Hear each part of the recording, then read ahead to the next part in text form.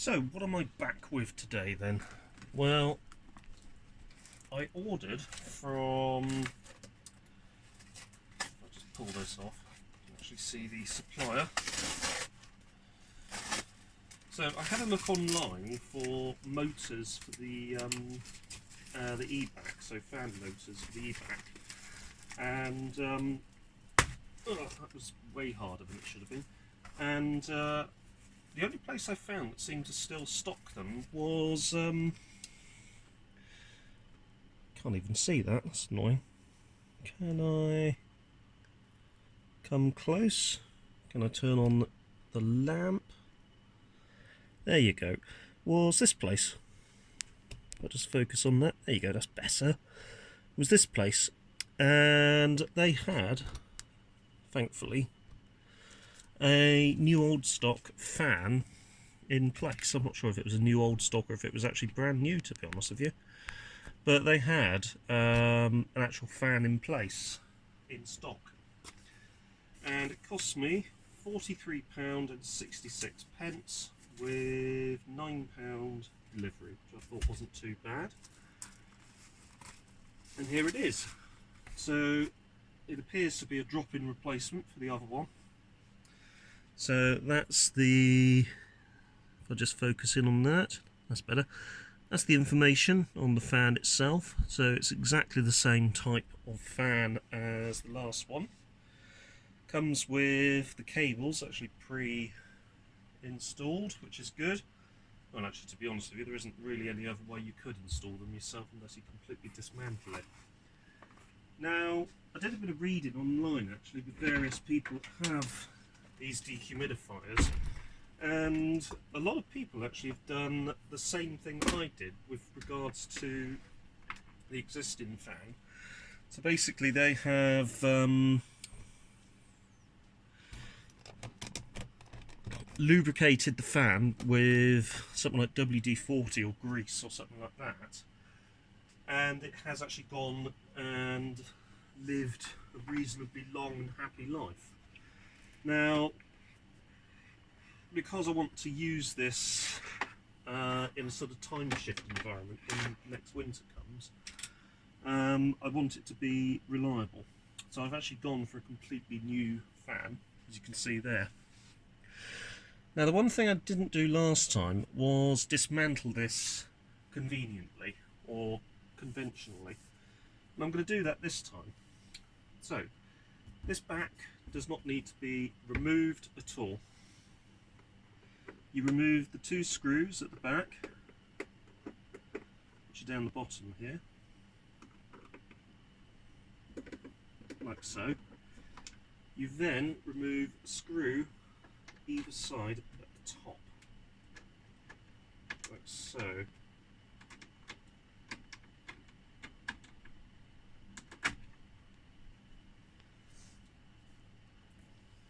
And then one on the other side as well.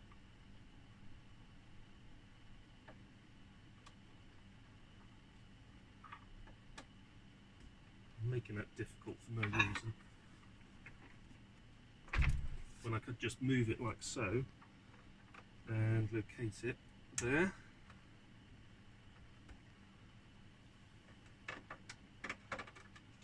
There we go. Then spin it around to the front, and just to make things more convenient, just move that out of the way. What I should be able to do now is pull it towards the front, so the whole unit slides out towards the front, like so.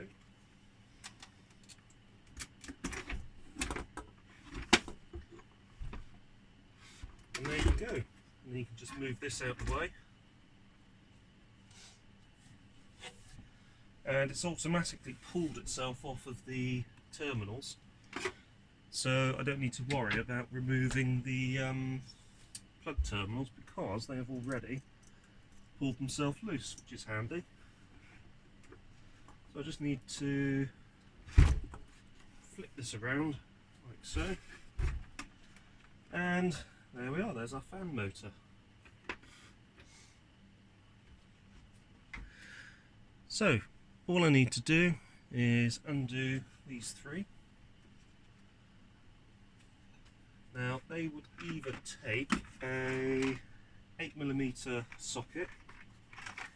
If you don't have an 8mm socket to hand, you might be able to get away with just using a pair of pliers. Now, an 8mm socket is preferable because that is the proper tool for the job. But as you can see, a pair of pliers does the job just as well.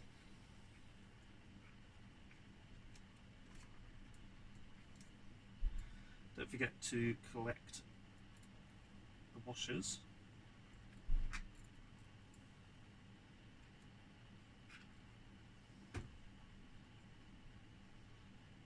Like so.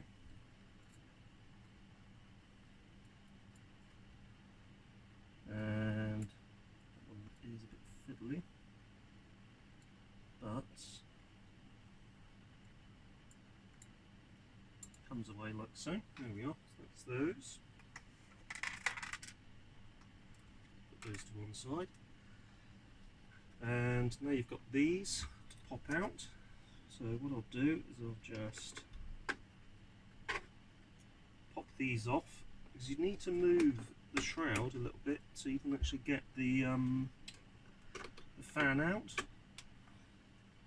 So these just pop off, hopefully,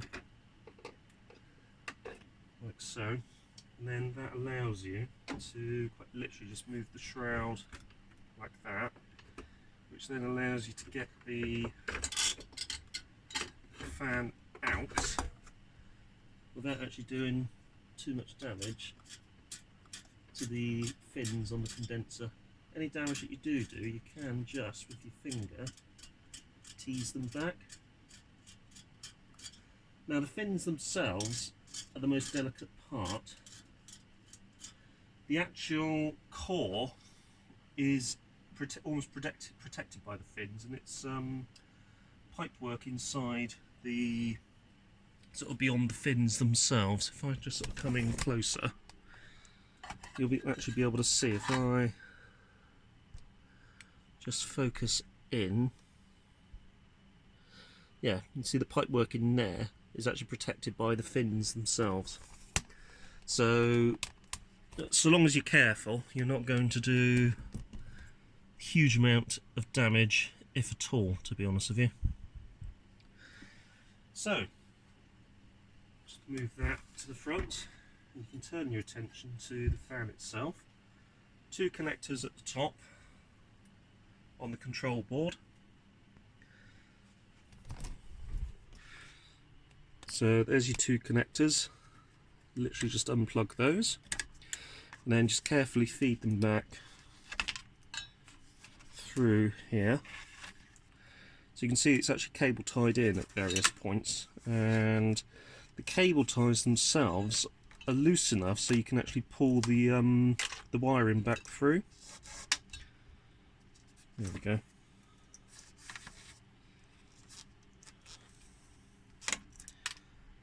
There we go. And once that's done, you can begin to turn your attention to the motor assembly itself. So the fan itself is actually held in by this lock-in piece here, and this lock-in piece actually is 17mm in size, which means you can remove it with a 17mm spanner or a pair of pliers. So a 17mm spanner will remove that quite nicely, but you can also get rid of it with 17mm, with a good pair of pliers. Don't forget to remove the damper, because that will be required, and then this motor can be moved out of the way, and you can bring the new motor over. Now you can, if you wish, compare both motors to make sure that they are the same. This one has got the 3 points, so has this one. It's got the 2 wires coming out of it, It is a 240 volt 50 Hz motor at 0.16 amps. That's the new one. The old one is also a 240 volt at 50 Hz 0.16 amp motor. So the specs are identical. This one is a Gainsborough UK Universal Electric Co. The new one is also Gainsborough UK Universal Electric Co. So I think they're actually produced by the same manufacturer, which is handy. So we'll take this one out of the way and pop it over there. And we've got our new one ready to go here. So I can just pop the little damper back on. And I just need to grab some clips and very carefully just snip the cable ties holding this in place like so, and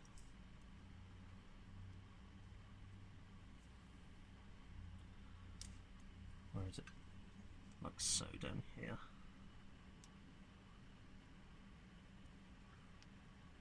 There we go. And that is that. So that should come away. And then you've got 2 wires. And to save time, you can, if you want, and in fact it's what I'm actually going to do. I'm going to start feeding these through like so into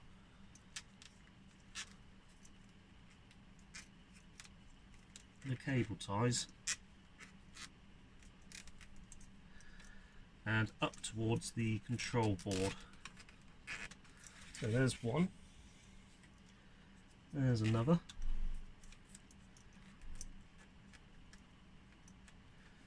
Up we go. And what I'll do as well, just to remove any confusion, is just untwist the cables by just rotating the motor. There we go.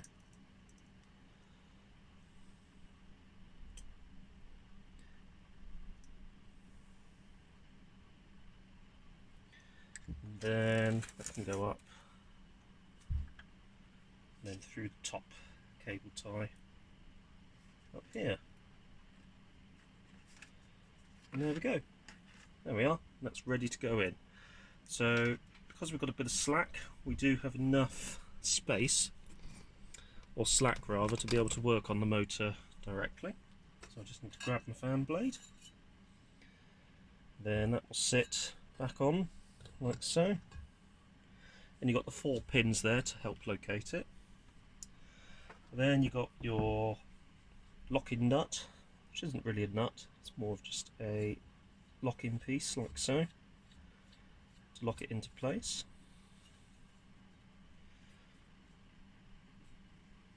And all I'm literally going to do is just hold the blade, get the pliers onto it,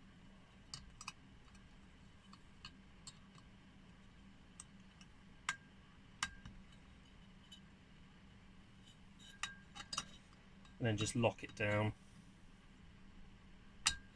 There we go. Basically you just don't want it loose. So it's overhand tight, it's locked in place. It is ready to go. So all I need to do now is obviously just prise this up again and gently coerce the motor into place. And if you remember from the last video, there really is only one way that this motor will sit.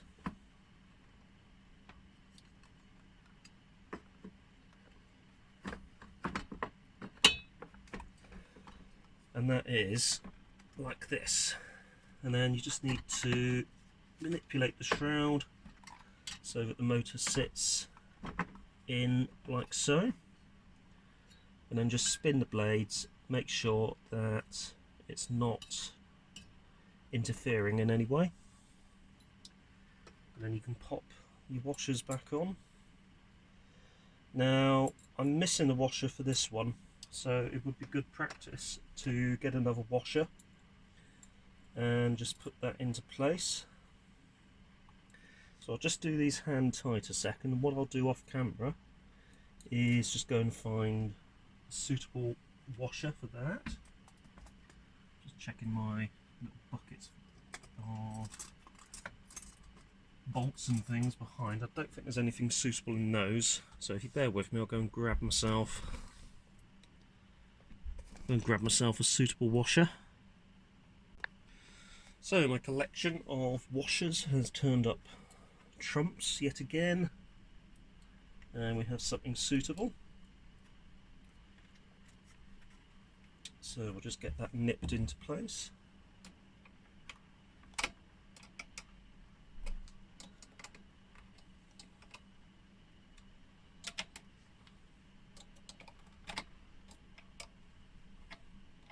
There we go.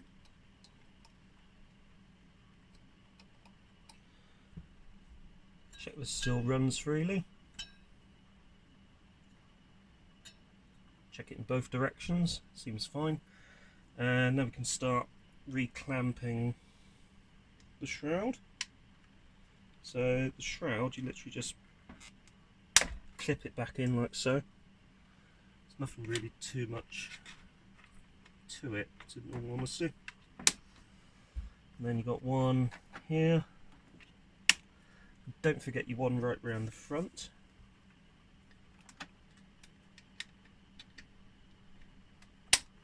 And there you go. And obviously just check that it runs freely.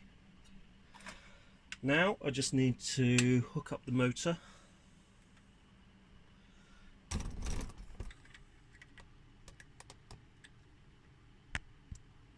There we go, so you've got the two connectors on the control board. Incidentally, these control boards are also still available. I've certainly seen them advertised. You've got these two ribbon cables which go to the front control panel, which is just the dials and motor speed selector, so the humidistat and motor speed selector.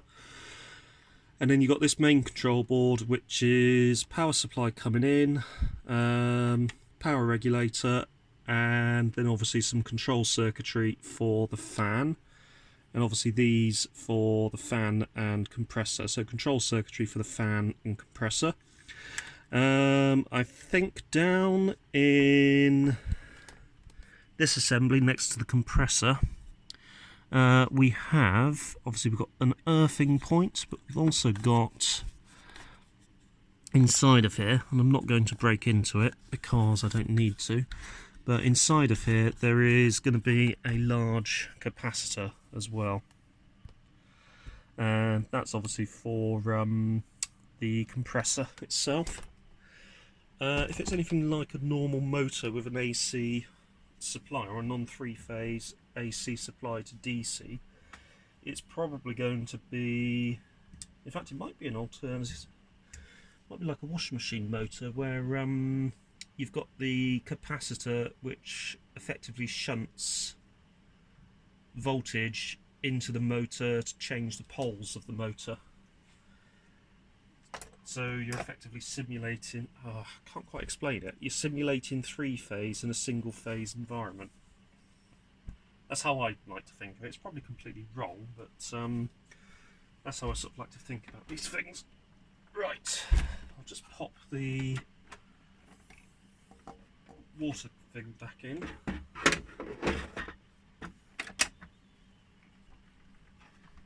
Pop this to the front. Make sure the humidistat is on max. I'll set the motor to speed 1. I'll just grab the case, because I'll be honest with you, I want to try this before actually firing it up, but I don't think there's a way I can do that. So what I'm going to have to do is just put the whole unit back in to operation,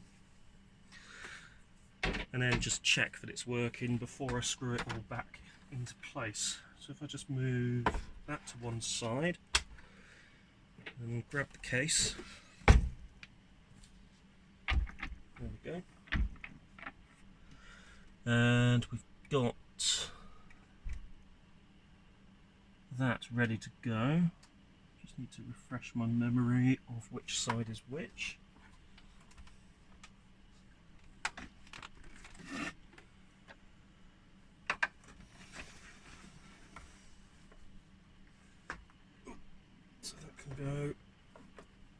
back into there. But whilst doing that, you need to reach your hand in up to the rear of the unit, grab these cables and plug them back in, so you've got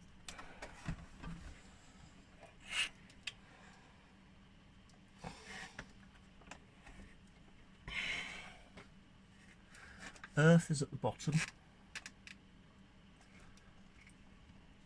so earth at the bottom,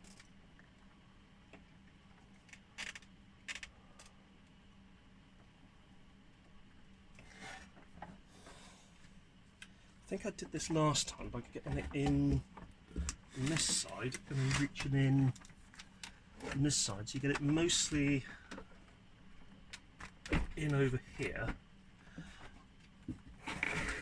so like that, and then you reach in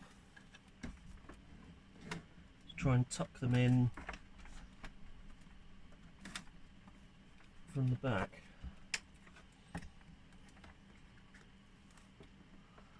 That's easier said than done.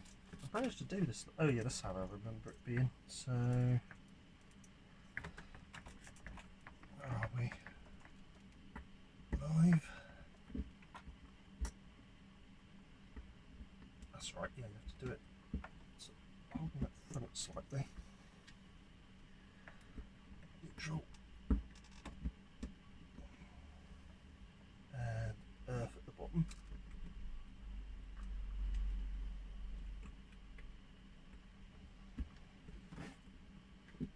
Then make sure that's fully pressed home, and then the rest of it you can turn like that, and then basically push it back in. So you need to make sure that these metal points actually go underneath the plastic.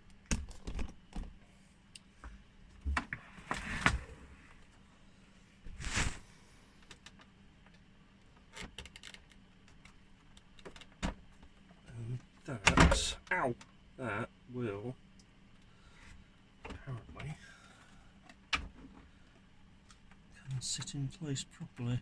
Just making sure I haven't shifted anything inside. Now that's still in place.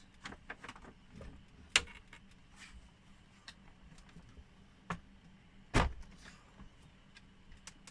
we go. One thing I'll do quickly is I'll just make sure I've got those rear connectors sorted out properly. So did a quick double check and I was absolutely fine. So,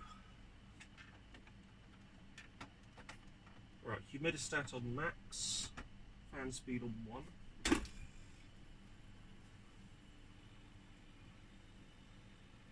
And there is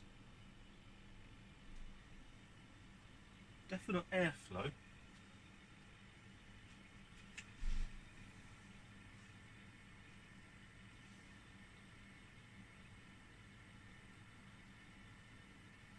Just shine a light in, and if you shine a light inside, there you go, you can actually see the fan blade rotating, and if you knock it up a speed,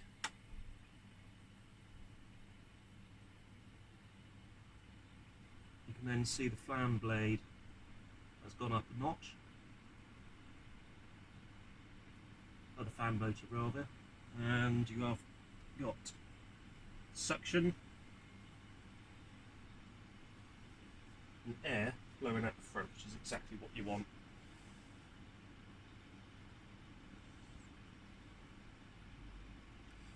So all I need to do now is screw everything back in place. So I'm going to leave it running for a little bit. I just need to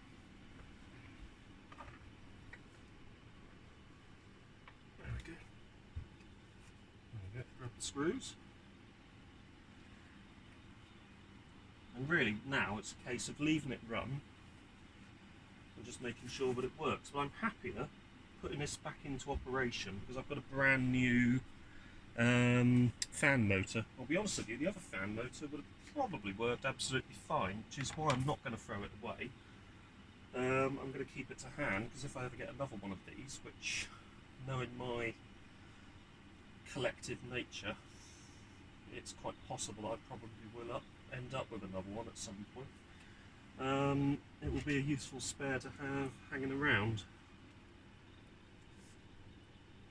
So I'll just pop the screws in.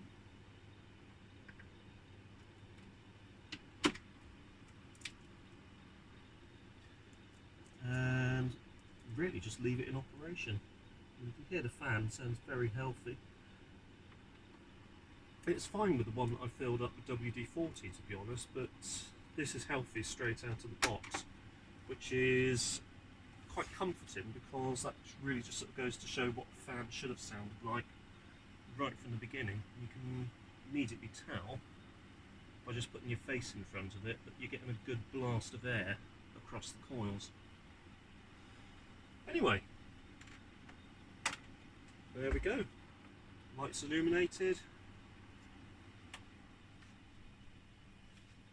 Fan speed 1 is still fine.